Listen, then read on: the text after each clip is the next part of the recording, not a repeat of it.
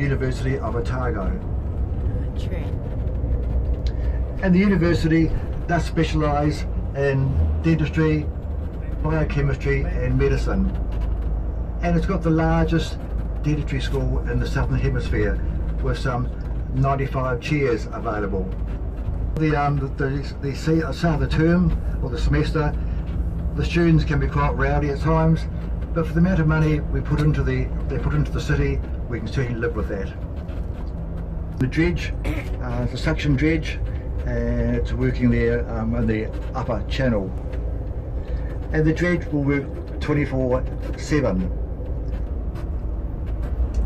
And that's on the lower harbour. The Port Chalmers Authority have got consent to deepen the channel by another 1.5 metres to allow for the new container ships that are coming on stream. I think it's to happen over the next 5 years. They're going to deepen it again. And they're going to bring in some dredges from overseas to do that work. Now, of course, all around the world we are into safety, into fitness, and we have these cycle lanes which you'll see on the far left there. And the idea is that to try and keep the cyclists and the walkers off the road, and also for your own health and safety as well, and for fitness. So Dunedin is embarking on all these cycle tracks, walking tracks, and there are numerous on this side and on the other side of the harbour as well. Straight ahead there, up on the hill line there, you'll see a wee monument, and that is to the lone soldier. And that is for the folk who lost their life during the First World War from the peninsula. Now we're on the harbour side of the harbour. On the other side is the peninsula side, and that goes down to all the wildlife, all the albatross, the yellow-eyed penguins, which you will see when you're going out. So there we are, just like that, you've saved $100. When you go out tonight, hopefully you'll see on the starboard side, the albatross, have the yellow-eyed penguins, the blue-eyed penguins, seals, we're all down there at the heads.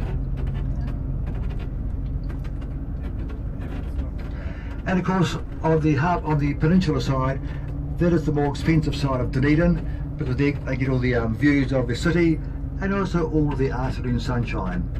With this side here, where we are now, the Ravensbourne side, in the winter, they'll lose the sun around about 3:30 in the afternoon, and it gets quite cold here. So first home buyer, this is the side. If you've got a few dollars in your back pocket, over there. But over there, you are talking some $1 million plus homes over the side there. Wow. Not all of them, but just, you know, some pockets that are quite expensive. And it's interesting that in a survey, I think Auckland is the most expensive. Tauranga and Queenstown are not far behind. And the average price in Auckland is around about $1 million. In Queenstown is about $950, and in Dunedin it's about $550,000 is the average house price here in Dunedin.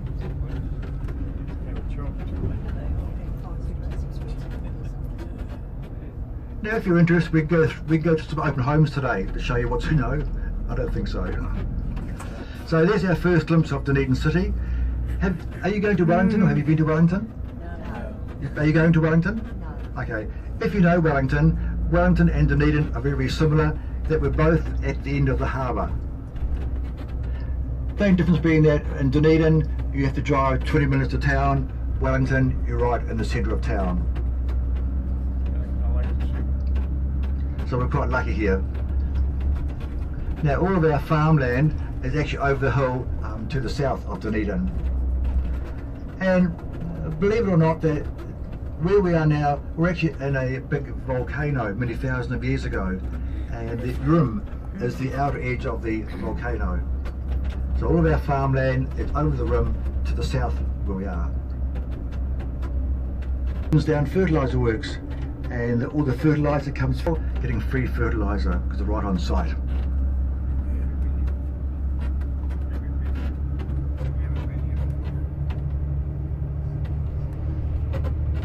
Orange roof building over there, that's Mitre 10, it's a DYI Dunedin full-size bar stadium. That was built in time for the Rugby World Cup in 2011, I think it was. And today the stadium is a multi-purpose stadium, rugby, soccer, rugby league. It's also used for concerts. They've had Fleetwood Mac, Neil Diamond, Pink, Ed Sheeran, all have been to the stadium. And it's a great in the winter because it's all covered in. And it's only the second covered in stadium in the Southern Hemisphere, I think one being in Melbourne and one here. It can seat some 35,000 people, and you find that inside the stadium the grass is interlinked with nylon to give it greater durability. So that's our Forsyth Bar Stadium. On our left here, the logs, they are radiata pinus, and they're sent to China and Korea, and they're used for toothpicks. Just kidding, just kidding. Toothpick. Toothpick. It's used for now I've lost it, for MDF board, timber framing, and for pulp and paper. And what happens is that a ship comes up here, they load up to 25,000 tonnes, and then go back to port, and where you are berthed, you'll see the logs there, they then fully load after that. So it's all done then.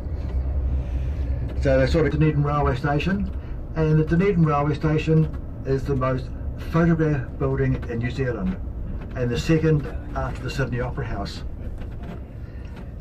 It looks like a giant gingerbread cake. When you go inside the building, you'll see on the floor some 725,000 half-inch tiles. The original floor was actually Royal Dalton, and Royal Dalton made a special run for the railway station, but the floor sank by, I think it was 20 centimetres, is that right? Yeah, 20 centimetres. And so they replaced the floor, but not with Royal Dalton. But around the outside walls, you'll see the Royal Dalton frieze around there, and on the left-hand side, when you go in, the original ticket boxes for the suburban services, railway services. Anybody owned a Tyree or train which you would have seen. At its heyday, it had a restaurant. Oh, now, see all these lime green scooters, they're everywhere. And I think that's an American invention, and you download an app, and it's 30 cents a minute. 30 cents, Scooter. yeah, a minute. That's right, isn't it? Yes. And you can hire these things all around town. And you talk to the hospital about all the accidents that have been happening, all the injuries. Now, the railway station was owned by the New Zealand Government Railways and was sold to the Dunedin City Council for $1. Before that $1, the council agreed to refurbish it back to its former glory, which they've done. And they put a new roof on the platform, whitewashed all the stonework, and new flower gardens.